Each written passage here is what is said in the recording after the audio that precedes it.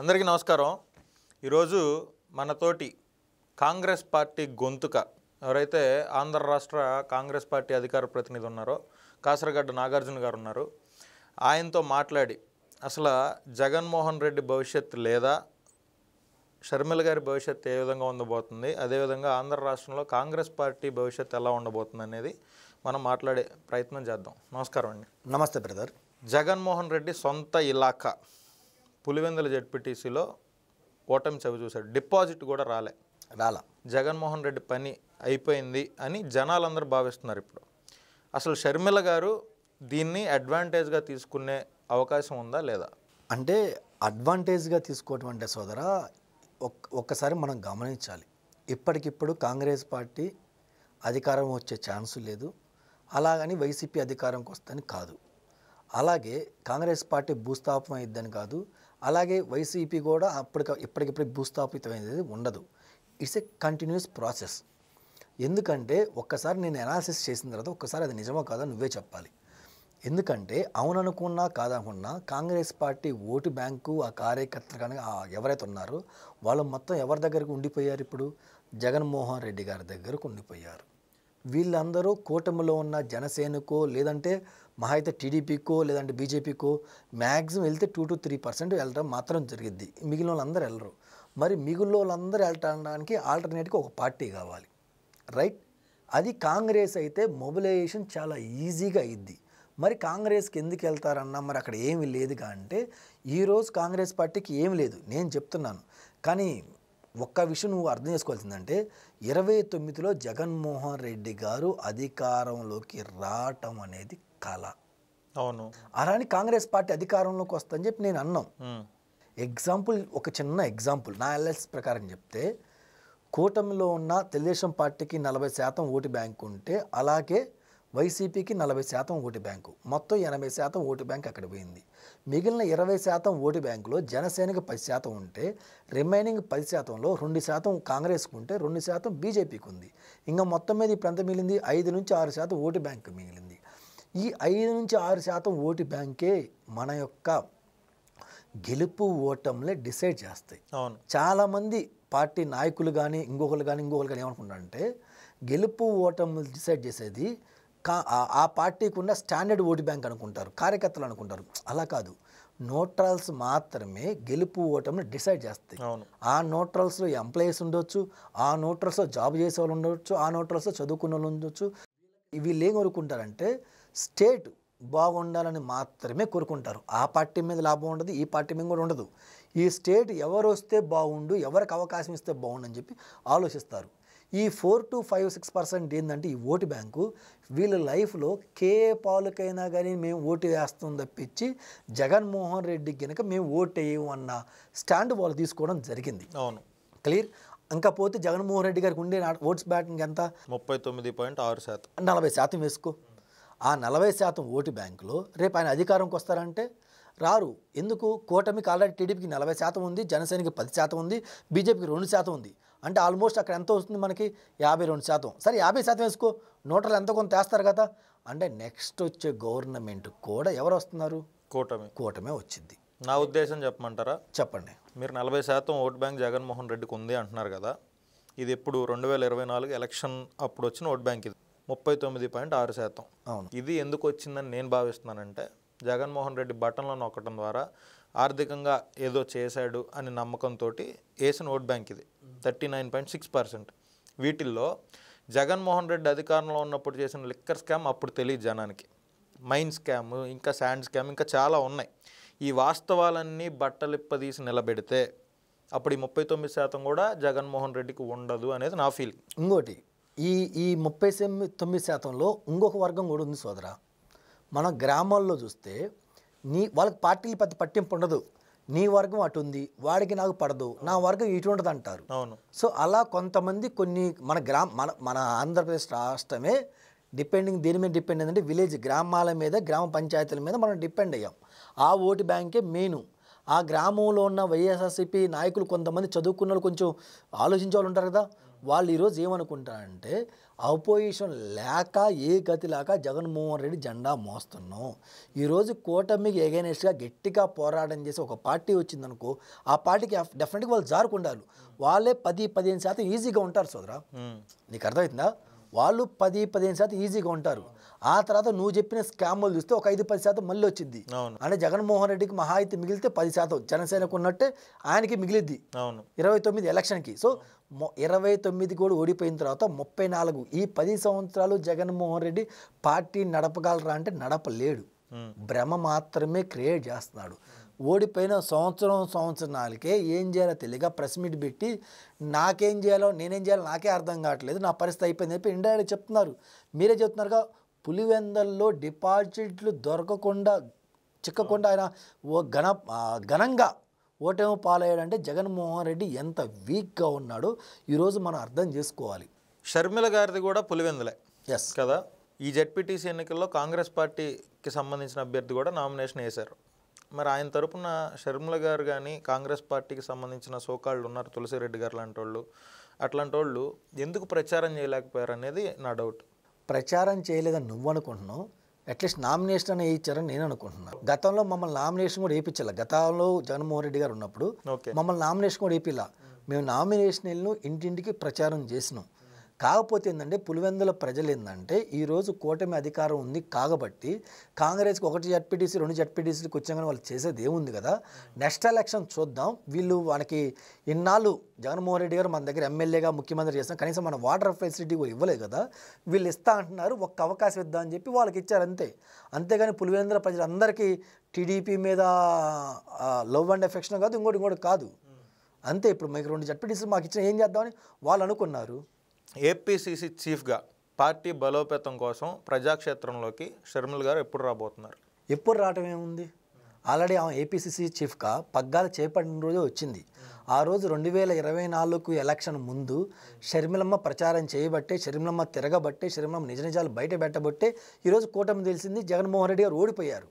One of the factor అనండి. Yeah right, one of the factor కదా. ఇప్పుడు నువ్వు పాస్ కావడానికి 24 మార్కులు రావాలి సోదరా, నీకు 23 వచ్చి ఆగిపోయినావు, ఇంకొక మార్క్ మేము ఎందుకు అనుకోకూడదు? నువ్వు నీకు అర్థమవుతుందా? ఆ ఒక్క మార్క్ లేకపోయినా నువ్వు ఫెయిల్ అయినట్టే కదా.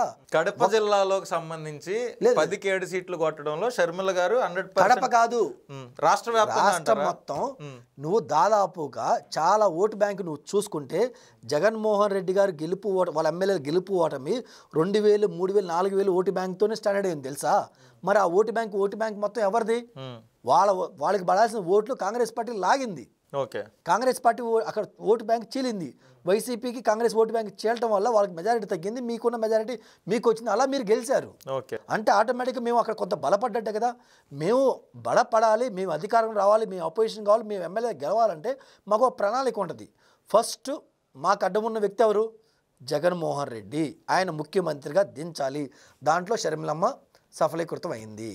సెకండ్ వన్, ఇప్పుడు మాకు టార్గెట్ ఎవరు? జగన్మోహన్ రెడ్డి గారు ముఖ్యమంత్రిగా దించిన తర్వాత మా ఓటు బ్యాంక్ మొత్తం టీడీపీ దగ్గర, జనసేన దగ్గర, బీజేపీ దగ్గర లేదు.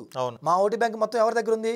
వైసీపీ దగ్గర. ఆ ఓటు బ్యాంక్ మేము లాక్కోవాలి. ఆ లాక్కునే పరంపరలో ఎవరు జీరో అవుతారు? జగన్మోహన్ రెడ్డి జీరో అవుతారు. ఇదంతా జరిగిన తర్వాత ఇప్పుడు గన్ను ఎవరు మేము పేల్చాలి? మేము చంద్రబాబు నాయుడు గారికో, జనసేనకో, లేదా బీజేపీకో, లేదా ఎన్డీఏ కూటమికో మేము గన్ను పెట్టి పేలుస్తాం. అంటే మా ఆయుధాలు మేము సమకూర్చుకుంటున్నాం. ఆ పనిలో షర్మిలమ్మ ఉంది. మీరెందుకు అనలేదు? ఏదైనా ఒక్కసారి గుర్తుంచుకోవాలి. అదే మెచ్యూర్డ్ రాజకీయం అనేది ఒకటి ఉంటుంది సోదరా. గెలిచిన 6 మంత్కే, గెలిచిన 3 నెలలకే జగన్మోహన్ రెడ్డి లాగా మీరు రోడ్డు వెంబడి కూటమి ఏం చేయట్లేదని మేము అరిస్తే అప్పుడు జగన్మోహన్ రెడ్డికి మాకు కంపారిజన్ ఏం చేస్తారు ప్రజలు? తేడా లేదు. ఇప్పుడు మెచ్యూర్ పాలిటిక్స్, ఒక గవర్నమెంట్ మారి ఇంకో గవర్నమెంట్ వచ్చినప్పుడు ఒక సంవత్సరం సమయం ఇవ్వాలి. సంవత్సరం సమయం ఇచ్చిన తర్వాత ఆ లోపు చిన్న తప్పులు చేస్తే ప్రశ్నించాలి. మేము ప్రశ్నిస్తున్నాం. అంటే చాలా మంది ఏమంటున్నారంటే జగన్మోహన్ రెడ్డి కూడా 2 సంవత్సరాలు టైం ఇచ్చేవాడు, కానీ ఈ లోపలే జగన్మోహన్ రెడ్డిని మోస్తారేమోనని జగన్మోహన్ రెడ్డి భయపడుతున్నాడు, అందుకే లేనిపోయిన అల్లర్లని క్రియేట్ చేయడానికి ట్రై చేస్తున్నాడు అనేది చాలామంది వాదన. ఒకవేళ జగన్మోహన్ రెడ్డి అరెస్ట్ అయితే అప్పుడు పరిస్థితి ఏంటి? కాంగ్రెస్ పార్టీ విపరీతంగా పుంజుకునే అవకాశం ఉందా లేదా? పక్కా పుంజుకుంటుంది. ఇప్పుడు నేను ఇందాక చెప్పడం అనాలిసిస్ అయిపోలా. 2029లో జగన్మోహన్ రెడ్డి రాడు, 10 సంవత్సరాలు ఉంటుంది. ఈ 10-15 సంవత్సరాల సెంటర్లో కాంగ్రెస్ పార్టీ ఒక్కసారి రాదా? ఒక్కసారి వస్తే జగన్మోహన్ రెడ్డి మిగతా కేసులు మొత్తం తీయదా? ఈరోజు బీజేపీ భారతీయ జనతా పార్టీ ఏదైతే జగన్మోహన్ రెడ్డి గారు వెనకేసుకొస్తుందో ఆ కేసులు మొత్తం రేపు కాంగ్రెస్ బయట తీస్తే జగన్మోహన్ రెడ్డి గారు ఎక్కడ ఉంటారు? వాళ్ళ పార్టీ ఎక్కడ ఉంటుంది? ఆయన డిస్క్వాలిఫికేషన్ కాడా ఆటోమేటిక్ ఆల్రెడీ ప్రజలు ఏం చూస్తారు? కాంగ్రెస్ చూస్తారు. మరి ఆటోమేటిక్ ఎవరు ముఖ్యమంత్రి అవుతారు, ఎవరు అపోజిషన్ అవుతారు, ఎవరు ముందుకు వస్తారని శర్మలం వస్తుంది. ఈరోజు ప్రజలు శర్మ వైపు చూస్తున్నారు కాబట్టి జగన్మోహన్ రెడ్డి గారు ఏం తెలియక ఇది చేస్తున్నారు. ఎగ్జాంపుల్ పులివెందులో చూసాం కదా ఆయన ఓడిపోవడం. మరి చాలు కదా, మరి ఇంకా ఓటమి. ఆయన ఎమ్మెల్యేగా ఎక్కడైతే ఆయన ప్రస్థానం ఎంపీగా ప్రస్థానం మొదలుపెట్టాడు, రాజకీయ ప్రస్థానం చివరికి ఆడికొచ్చి ఆగుతాడు కూడా. అది కర్మ. ఆ కర్మలో మొదటి భాగంగా లిక్కర్ స్కాము, నాటు సారాయమ్మి. మీకు గుర్తుందో లేదు బ్రదర్, మనం చిన్నప్పుడు పల్లెటూరులో నాటు సారాయి కుండల్లో కాచి అమ్మేవాళ్ళు. పోలీసులు ఏం చేశారు? ఎవరైనా దొరికితే ఆ కుండలను పగలగొట్టి కాలర పట్టుకొని రోడ్డు మీద తన్నుకుంటా రోడ్ల మీద తీసుకుంటా వెళ్తారు. అవునా కదా? అప్పుడు ఆ నాటు సారాయికి ఈరోజు జగన్మోహన్ రెడ్డి మనకు అధికారంలో ఉన్నప్పుడు అమ్మిన నాటు లెక్కర్కి డిఫరెన్స్ ఏముంది? ఏం లేదు, స్పిరిట్. అది నాటు సారాయి, ఇది ఇండైరెక్ట్ నాటు సారాయి కదా. అవును. మరి అంటే ప్రభుత్వాన్ని అడ్డం పెట్టుకొని నాటు సారాయి అమ్మాడు జగన్మోహన్ రెడ్డి. గతంలో లిక్కర్ వ్యాపారం చేసిన ప్రతి కుటుంబాన్ని చూడండి, ప్రతి కుటుంబంలో ఎవడు బాగుపడినట్టు చరిత్ర లేదు. అవును. వాళ్ళకి ఏదో ఒక డ్యామేజ్ జరిగింది. విజయ్ మాల్యా చూడండి, సంపాదించిన డబ్బు మొత్తం దేంట్లో సంపాదించారు? లెక్కర్లో. ఈరోజు ఏమైంది? ఆ లెక్కర్ తాగి చాలా కుటుంబాలు రోడ్డు మీద పడ్డాయి, నాశనం అయిపోయాయి, జీవితాలు అన్యాయం అయిపోయాయి. ఆ పాపం విజయ్ మాల్యా తగిలింది. అలాగే జగన్మోహన్ రెడ్డి గారు నాటు సారాయి అమ్మాడు. ఆ పాపమే ఈరోజు ఆయన పార్టీ కనపడకుండా పోయింది కదా. అవును. కర్మ ఎవరిని వదిలిపెట్టదు. ఇది కలియుగం. ఏ పాపం ఏం చేస్తుందో అది డెఫినెట్గా అప్పుడే తీర్చుకుంటుంది. అదే రూపంలో ఈరోజు జగన్మోహన్ రెడ్డి చుట్టుముట్టాయి. ఓకే. వైఎస్ఆర్ కాంగ్రెస్ పార్టీ కార్యకర్తలను పక్కన పెడితే ఎవరైతే కూటమిలో ఉన్నారో తెలుగుదేశం పార్టీ, జనసేన, బీజేపీ, ఈ 3 పార్టీల కార్యకర్తలు మాత్రం షర్మిల గారు తొందరగా ప్రజాక్షేత్రంలోకి రావాలి, ఈ జగన్మోహన్ రెడ్డి గారి చుట్టూ ఉన్నటువంటి ఈ సోకాల్డ్ క్యాడర్ని మళ్ళీ కాంగ్రెస్ పార్టీ లాక్కోవాలి, ఈ జగన్మోహన్ రెడ్డి లాంటోడు ఈ రాష్ట్రానికి పనికిరాడు, జగన్మోహన్ రెడ్డి ఉంటే రాష్ట్రం అనేది అభివృద్ధి చెందదు, అసలు జగన్మోహన్ రెడ్డి రాజకీయాల్లోనే ఉండకూడదని అయితే విపరీతంగా వైసీపీలో ఉన్నా కూడా ఒక వర్గం కోరుకుంటుంది. వైసీపీలో వాళ్ళు కూడా, వైసీపీలో ఉన్న ఒక వర్గం కూడా మాకు గతి లేక జగన్మోహన్ రెడ్డిని మేము భరిస్తున్నాం అని ఒక వర్గం కోరుకుంటుంది. ఇంకొక వర్గం ఏంటంటే రౌడీ ముక్కలు ఉంటారు కదా, వాళ్ళు ఏ పార్టీ వాళ్ళు తీసుకోలేరు. టీడీపీ తీసుకోదు, కాంగ్రెస్ తీసుకోదు, జనసేన ఏ పార్టీ తీసుకోదు. వాళ్ళు మాత్రమే మమ్మల్ని ఏ పార్టీ తీసుకోవద్దు కదా, మేము రాజకీయం చేయాలన్నా, రౌడీయం చేయాలన్నా, గంజాయి అమ్మాలన్నా, నాడు సారాయి అమ్మాలన్నా మనకు ఒక అధినాయకుడు కావాలి. ఆ అధినాయకుడు జగన్మోహన్ రెడ్డి, మనం ఆయన దెబ్బ తెప్పించకూడదు, ఆయనే మనకు కావాలని చెప్పి కొంతమంది ఉన్ముఖులు ఆయన మారుతున్నారు. ఓకే. మంచోళ్ళు ఎవరు కోరుకోవట్లేదు. మీరు చెప్పిన 10%లోనే వీళ్ళు ఉంటారు. అంతే కదా. అంతే. మరి శర్మలమ్మ చేయట్లేదు రావట్లేదని కాదు, మాకు తగిన మీడియా లేదు బలం. మేము చూపించడం ఈరోజు కూడా మీడియా కూడా 2 వర్గాలుగా చీలిపోయింది. ఒకళ్ళేమో కూటమి వర్గం అయిపోయింది, ఇంకొకళ్ళేమో వైసీపీ వర్గం అయిపోయింది. మాది చూపించడానికి లేదు. ఇంకోటి ఎలక్షన్ మొన్నే కాబట్టి అయిపోయింది కాబట్టి షర్మిలమ్మ పార్టీ బలోపేతం కింద అసలు లోకల్లో ఏం జరుగుతుంది, పార్టీ క్షేత్రస్థాయిలో ఏం జరుగుతుందని నిన్నగాక మొన్న జిల్లా పర్యటన అయిపోయి మొత్తం అయిపోయింది. అంటే మా పనిలో మేము ఉండం. మేము ఇప్పుడు అడావుడిగా పాదయాత్ర చేయాలన్నా, లేదా ఇంకో ప్రజలకు ప్రోగ్రాంకి వెళ్ళాలన్నా, ప్రభుత్వం వైఫల్యాన్ని ప్రశ్నించాలన్నా కానీ గవర్నమెంట్కి సఫిషియంట్ టైం ఇవ్వాలి. ఎందుకంటే మాకు తెలుసు గతంలో జగన్మోహన్ రెడ్డి ఎంత దారుణంగా పరిపాలించారు, రాష్ట్రం ఎంత నాశనమైందో అది రికవరీ చేయడానికి కూటమి ప్రభుత్వానికి సంవత్సరం సమయం ఇవ్వాలి. ఇచ్చిన తర్వాత క్షేత్రస్థాయిలో మేము వెళ్తాం, గవర్నమెంట్ చేసిన తప్పుల్ని ఎత్తి చూపిస్తాం. టైం తీసుకోవాలి ప్రధానికి. నిన్నగాక మొన్న ఒక న్యూస్ వచ్చింది, నిన్న మొన్నట్లో జగన్మోహన్ రెడ్డి బొత్స సత్యనారాయణ గారికి అంతకు ముందున్న కాంగ్రెస్ లింకులన్నింటినీ ఉపయోగించి సెంటర్లో కాంగ్రెస్ సపోర్ట్ కోసం యత్నిస్తున్నాడు.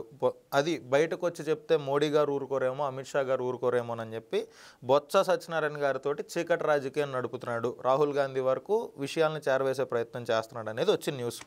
దీని మీద మీరేమంటారు? అది నిజమా కాదా ఒకసారి చెక్ చేయాలంటే మనం గతంలోకి వెళ్ళాలి.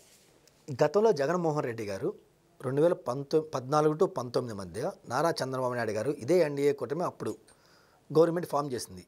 గవర్నమెంట్ ఫామ్ చేసినప్పుడు వాళ్ళిద్దరి మధ్య ఎలాగైనా సరే గొడవలు పెట్టాలని చెప్పి జగన్మోహన్ రెడ్డి గారు ఒక నాటకం ఆడాడు విజయసాయి రెడ్డి గారి చేత. ఏమి నాటకం ఆడారు? మీ ఎంపీలు రాజీనామా చేయించండి, మీరు సపోర్ట్ ఇవ్వద్దు, మనం అందరం ధర్నా చేద్దాం, స్పెషల్ స్టేటస్ కోసం పోరాడదాం, పోలవరం నిధులు తెద్దామని చెప్పి నాటకం ఆడిచ్చాడు. ఆ ట్రాప్లో చంద్రబాబు నాయుడు గారు పడ్డారా పడలేదా? పడ్డారు. పడ్డాడు. మోడీతో గొడవ పెట్టుకున్నాడు, విడిపోయాడు, బయటకు వచ్చాడు, ఓడిపోయాడు. అడ్వాంటేజ్ ఎవరికి జరిగింది? జగన్కి. రాజీనామా ఎవరైనా చేశారా? 2019-24 మధ్య మరి ఇప్పుడు జగన్మోహన్ రెడ్డి అధికారం ఉన్నప్పుడు మరి నువ్వు రాజీనామా చేయాలి కదా, నువ్వు మరి పోరాటాలు చేయాలి కదా, మరి నువ్వు చేసావా? ఒక్క స్టేట్మెంట్ ఇచ్చాడు, ఏమని? వాళ్ళకి తగినంత మెజారిటీ ఉంది, మనం ఏం చేయలేమన్నాడు. మెడల వంచి తెస్తానన్నాడు. మెడల వంచి తెస్తానని చెప్పింది కూడా వాళ్ళకి తగినంత మెజారిటీ ఉంది, మేమేం చేయలేం కదా అన్నాడు. ఒక్క సింపుల్గా 14-19 తగినంత మెజారిటీ ఉంది. చంద్రబాబు నాయుడు గారు సపోర్ట్ చేస్తేనా, సపోర్ట్ చేయకపోతే ఆయన ఇది ఉంది. సపోర్ట్ చేసినా చేయకపోయినా వాళ్ళ వాళ్ళు బీజేపీ ఉంది కదా. మరి అదే సిచ్యువేషన్ నువ్వు ఉన్నప్పుడు జరిగింది కదా, నువ్వేం చేసావు అంటే ఒక ట్రాప్ వేసావు, అందులో పడ్డారు. ఈరోజు నువ్వు ఓడిపోయిన తర్వాత నీ ఎంపీ ఎవరైతే ఉన్నారో విజయసాయిరెడ్డి ప్రెస్ మీట్ పెట్టి మాట్లాడాడు. ఏమని మాట్లాడాడు? ఓడిపోయిన తర్వాత జగన్మోహన్ రెడ్డి మనం కాంగ్రెస్ కూటమిలో కలుద్దాం, ఇండియా కూటమి ఉంటే మనకు సపోర్ట్గా ఉంటుంది, మన ఎంపీ సపోర్ట్గా ఉంటుంది, దానివల్ల మనకు గొంతు గట్టిగా వినిపించవచ్చు అని చెప్పి సాక్షాత్తు జగన్మోహన్ రెడ్డి ఎవరితో అన్నాడు? విజయసాయిరెడ్డి. అంటే విజయసాయిరెడ్డి బయట పెట్టాడు ఆ విషయం, మాట్లాడాడు. ఏమని మాట్లాడాడు? తప్పు జగన్ గారు, మీరు అలా చేయకూడదు సార్, అది చేస్తే మోడీ గారు కోపం వచ్చింది, మనం జైల్లో పెడతా, అది కరెక్ట్ కాదన్నప్పుడు ఆయన ఆగిపోయారు. అంటే ఏం చేయాలో తెలియక, అంటే జగన్మోహన్ రెడ్డి గారు అవకాశం కోసం, అవసరం కోసం ఆయన ఏమేం చేస్తాడు, అది ఎగ్జాంపుల్.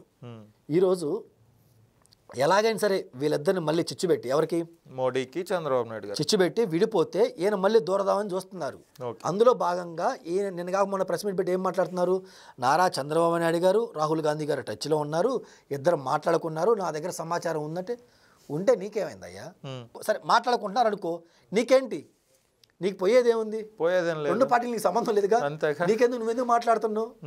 అంటే ఏం జరుగుతుందంటే ఇక్కడ సోదరా, జగన్మోహన్ రెడ్డి మాట్లాడిన మాటలు ఆ రోజు జనాలు నమ్మొచ్చు, ఈరోజు అనాలిసిస్ చేసుకుంటున్నారు.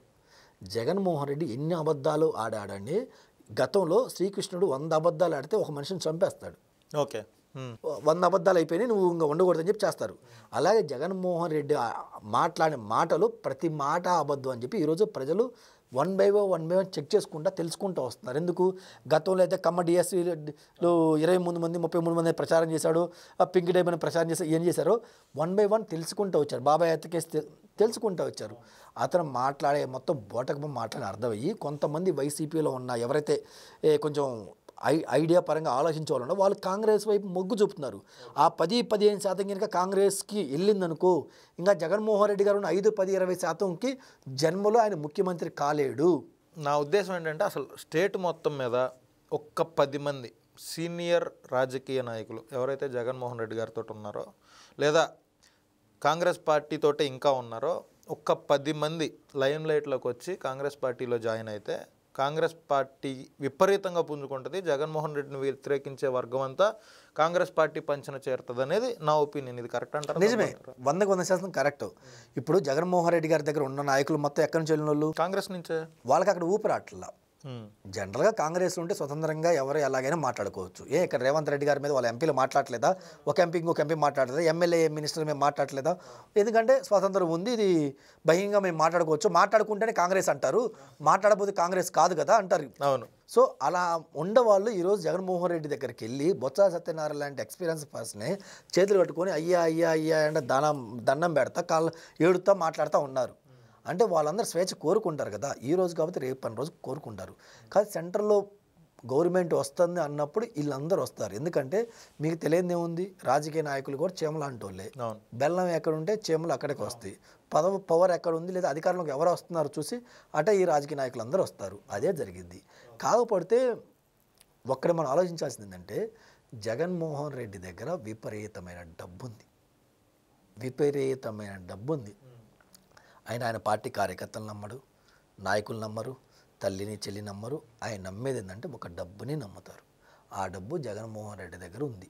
ఆ మదం ఇంకా దిగల. కూటమి ప్రభుత్వం గత 5 సంవత్సరాల్లో జగన్మోహన్ రెడ్డి సంపాదించిన సంపాదన, గతంలో కాంగ్రెస్ పార్టీ అధికారం ఉన్నప్పుడు ఆయన అడ్డమిడుగు సంపాదన మొత్తం వీళ్ళకి తీస్తే అప్పుడు ఆయన దగ్గర సంపాదన ఆగిపోతే అప్పుడు వాస్తవాలు బయటకు వస్తాయి. మీరేమో డబ్బులు ఉన్నాయంటున్నారు, ఆయనేమో పార్టీని నడవడానికి డబ్బులు లేవంటున్నాడు. ఆయన ఇటీవల చేసిన పర్యటనలన్నిటికి కూడా లోకల్లో ఉండే వైసీపీ నాయకులే డబ్బులు ఖర్చు పెట్టుకున్నటువంటి పరిస్థితి. ₹1 కూడా ఆయన బయట పెట్టట్లేదు అనేది వైఎస్ఆర్ కాంగ్రెస్ పార్టీ లోపల ఉండే నాయకులే చాలామంది అనుకుంటున్నారు. ఎప్పుడు జగన్మోహన్ రెడ్డి డబ్బులు తీయడు. ఈరోజు ఏంది, జగన్మోహన్ రెడ్డి తన సొంత చేతిలో ఉంచి ఇంకో నా జేబులో ఉంచి కార్యకర్తకి యాక్సిడెంట్ అయింది 10,000 తీసుకోమ్మా అంటావు. నువ్వు ఇప్పుడు చూసావా? నేను చూడలా. నిన్నగా మొన్న ఒకళ్ళు ఎవరో క్యాన్సర్ అర్జెంట్గా ఆపరేషన్ చేయాలని పాపం తీసుకొని ఏమన్నాడు? మన ప్రభుత్వం వచ్చేప్పుడు రా అప్పుడు ఏది వాళ్ళ కార్యకర్తే. అవును. ఏమన్నాడు ఆయన?